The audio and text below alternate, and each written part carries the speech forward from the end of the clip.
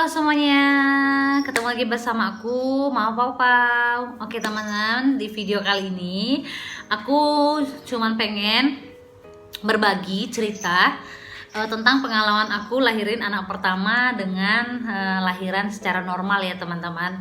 Nah, banyak nih orang tua atau para ibu yang sudah mendekati hari kelahirannya, sudah merasa cemas ya atau was-was gimana nih aku lahirannya, seperti itu teman-teman. Dan itu adalah hal yang wajar teman-teman ya. Dulu waktu aku juga ngelahirin anak aku yang pertama, Pau Pau, itu juga aku ngerasain namanya was-was dan ketakutan dan wow, shock dong ya, gimana nih nanti aku bisa lahirin normal atau enggak, terus gimana rasanya, apalagi kita kan belum pernah ngerasain ya seperti itu ya, memang belum pernah lah ya namanya anak pertama.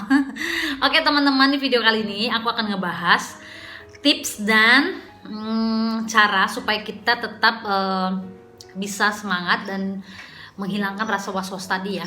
Nah, jadi waktu aku hamil Pau Pau, jadi itu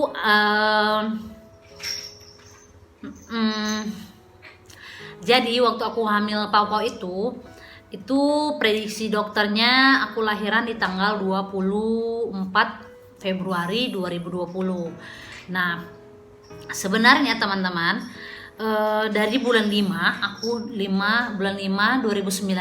Mei ya, tepatnya Mei. Nah, itu aku sebenarnya udah harus halangan ya teman-teman ya, udah harus halangan di tanggal 25 Mei 2019. Itu aku harusnya udah halangan. Nah, jadi aku tuh sempat kan aku udah nikah itu 2018 ya, 2018 aku nikah, terus aku nunggulah sampai berbulan-bulan, pengen langsung punya anak, tapi kenapa belum dikasih seperti itu kan. Nah, waktu aku setiap bulan itu aku selalu tes pack teman-teman, dan itu hasilnya negatif. Hasilnya negatif dong. Nah, ketika aku di 2019 bulan 5 itu aku udahlah cuek aja gitu kan teman-temannya, aku cuek aja. Aku udah gak mau lagi mikirin, ya kalau memang serezekinya dikasih Tuhan cepat ya cepat, kalau enggak ya mungkin kita harus lebih bersabar, seperti itu teman-teman. Nah, Mei 2019 aku tuh kok aku telat ya, sampai Juni aku belum halangan teman-teman. Nah, terus aku berpikir jangan-jangan aku positif, jangan-jangan aku hamil nih gitu kan. Jadi aku pulang kerja, aku minta suami aku lah beli test pack teman-teman. Dan test pack pertama itu test pack pertama itu positif ya. Nah, positif. Terus aku mikir ini mungkin test packnya salah atau rusak atau apa gimana gitu kan. Nah, aku test pack kedua kali teman-teman, dan itu hasilnya positif teman-teman. Nah, terus aku nggak bisa tidur dong, karena aku sedikit kepikiran tentang itu. Jam 3 aku nggak bisa tidur, aku jam 3 subuh itu keluar lagi dan aku tes pack dan itu hasilnya positif. Oke, singkat cerita teman-teman, aku positif lah hamil ya teman-teman ya. Nah, aku positif hamil, dan selama kehamilan aku ini aku mau berbagi, mau cerita tentang pengalaman aku hamil sampai aku melahirkan. Itu seperti ya, dari 1 bulan, 2 bulan, 3 bulan itu tuh aku ngerasain namanya mual muntah berlebihan ya. Terus aku pusing, aku lemes. Terus aku bawaannya mau pengen baring, nggak mau berdiri atau ngelakuin aktivitas apapun. Itu tuh aku kayaknya males ya, seperti itu ya teman-teman. Mungkin teman-teman juga ada yang seperti itu. Nah, aku tuh di 1 bulan sampai 3 bulan ini benar-benar memang aku ngerasain tuh nggak berdaya ya teman-teman ya. Nah, aku dikasih lah sama dokter vitamin. Nah, di situ aku udah mulai agak mendingan.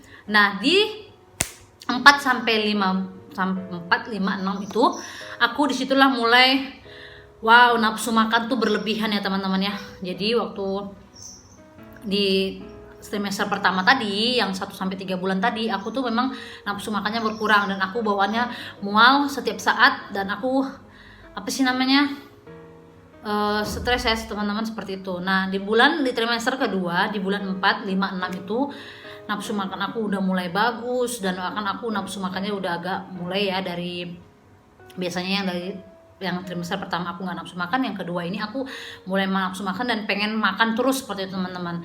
Nah, terus di trimester kedua ini yang aku alamin itu, aku lebih senang makan rujak makan yang asam.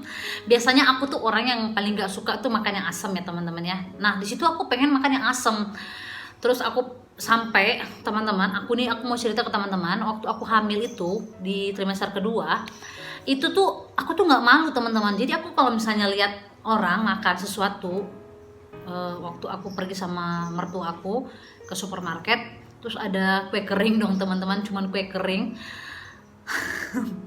Yang makan itu kasirnya teman-teman, dan aku itu minta dong teman-teman, aku kasih tau sama mertua aku, mah aku mau itu dong kue keringnya si mbak itu.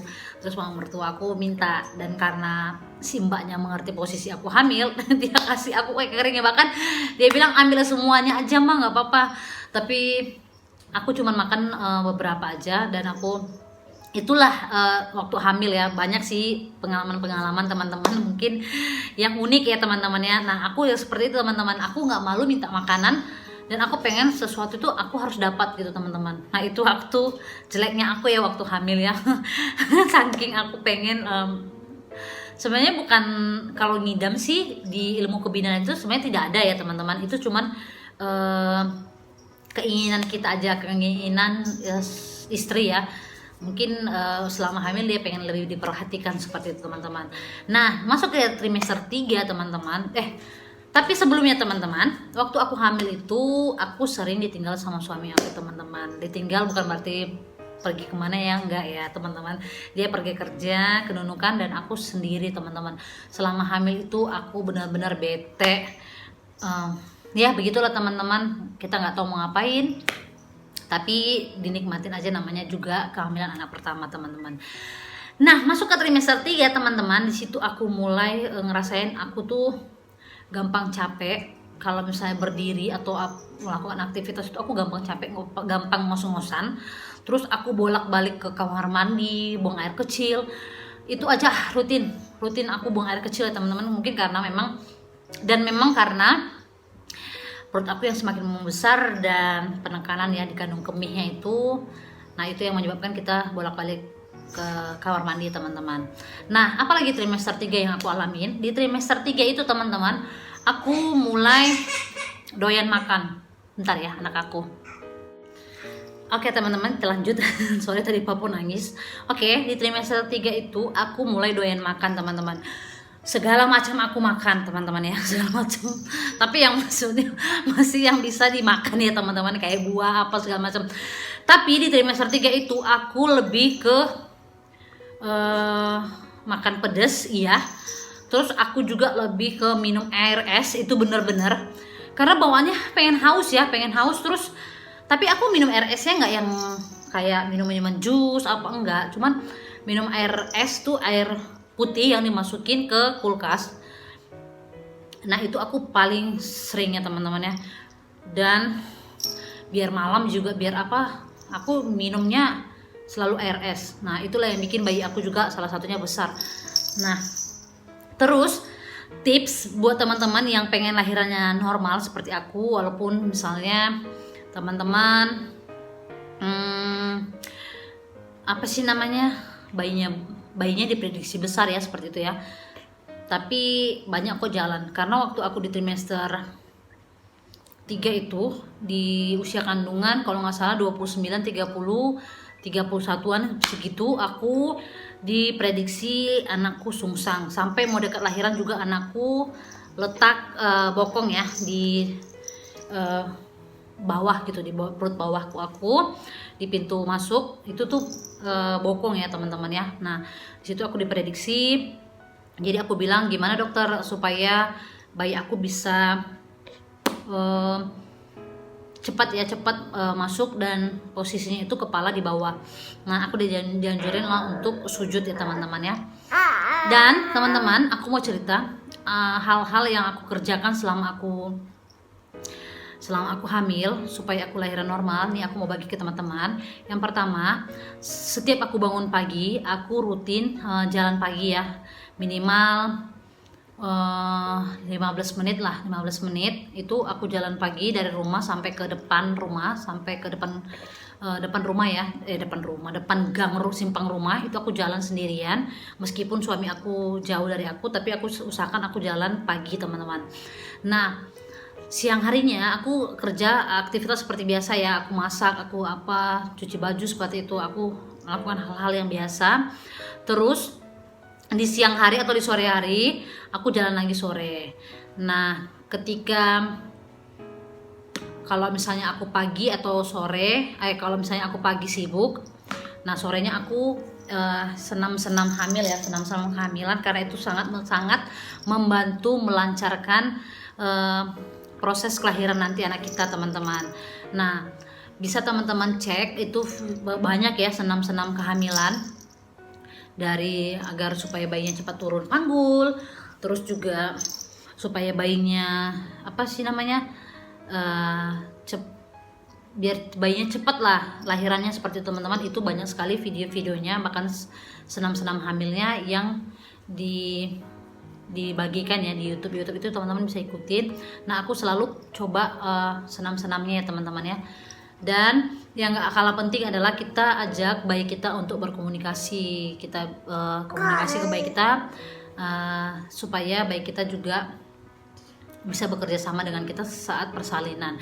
Nah kalau aku sih aku bilang ayo nak, bantu mama untuk bisa lahiran normal, kita kerja sama. Terus aku juga meditasi supaya aku tenangkan pikiran aku berpikir bahwasanya penyakit persalinan itu tidak seperti sesakit yang orang bayangkan, dan itu memang nyata ya teman-teman ya, memang nggak sakit banget. Jadi waktu aku masuk rumah sakit itu, karena bayi aku kan lahir itu di tanggal 17 Februari 2020, sementara di tanggal 16 itu prediksi dokter harusnya itu tanggal 24 ya teman-teman. Tapi di tanggal 16 itu aku nggak mikir bahwasanya aku tuh mau lahiran teman-teman. Aku mikirnya itu ini kontraksi biasa gitu kan, kontraksi biasa aja, jadi aku cuekin teman-teman. Nah di tanggal 16 malam itu aku nggak bisa tidur teman-teman, sama sekali nggak bisa tidur. Itu sakitnya sering ya seperti itu teman-teman. Nah, tapi aku acukan aja, maksudnya itu aku biarin aja, karena aku mikir itu masih jauh ya dari prediksi dokter di tanggal 24, aku harus lahiran tanggal 16, nggak mungkin gitu, atau dekat-dekat segitu kan. Jadi aku nggak mikir, jadi aku cuekin aja itu kontraksinya. Nah di tanggal 17 itu pagi jam 6 aku udah sakit betul, sakit benar-benar ya, sakit-sakit sekali gitu. Aku bilang ke suami aku, ayolah kita siap-siap, kita ke rumah sakit, aku bilang begitu kan teman-teman. Terus teman suami aku bilang, yakin kah udah mau pergi gitu kan? Iya aku yakin, kita cek dulu, kalaupun memang belum ya gak apa-apa gitu kan, yang penting kita cek dulu gitu kan. Terus kami pergilah ke rumah sakit teman-teman, jam 6:30 pagi ya. Pergi sampai IGD diperiksa, dan aku udah buka 4 teman-teman, di situ udah buka 4. Anak aku udah buka 4. Nangjo tipon. Nah aku sudah buka 4 teman-teman, dan aku nggak dikasih lagi pulang teman-teman, aku langsung dinaikkan ke kamar bersalin, dan aku ditinjau lah ya pembukaan aku. Nah di jam 4 di jam 7 itu aku dimasukkan ke kamar bersalin ya. Jam 12 aku belum ada pembukaan lagi teman-teman, tetap di pembukaan 4. Jadi aku di induksi ya teman-teman ya, di induksi atau dikasih perangsang lewat infus. Nah aku di induksi, dan dari jam 12 sampai ke jam 3 sore itu aku udah buka 7 kalau salah teman-teman. Iya buka 7 ya, lumayan cepat ya. Jadi buka 7. Terus sakitnya bukan main ya teman-teman ya, waktu di induksi itu, di situ tuh aku sakit banget, tapi aku usahakan untuk aku tetap senam teman-teman. Ya gerakan-gerakan yoga kehamilan gitu aku tetap lakukan ya teman-teman ya.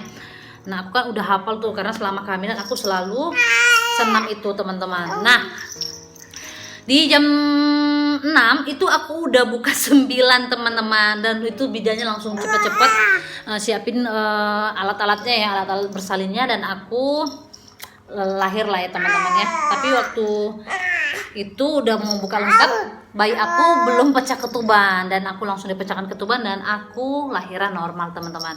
Berat bayi aku 3,7, lahir secara normal. Itulah pengalaman aku melahirkan ya teman-teman ya. Terima kasih teman-teman udah nonton video aku. Sekian dulu. Jangan lupa teman-teman yang baru pertama kali mampir di YouTube channel aku untuk subscribe dan juga di like video-video aku teman-teman. Terima kasih udah nonton video kami. Sampai ketemu di video selanjutnya. Bye bye. Bye bye. Bye bye dulu nak. Bye bye teman-teman.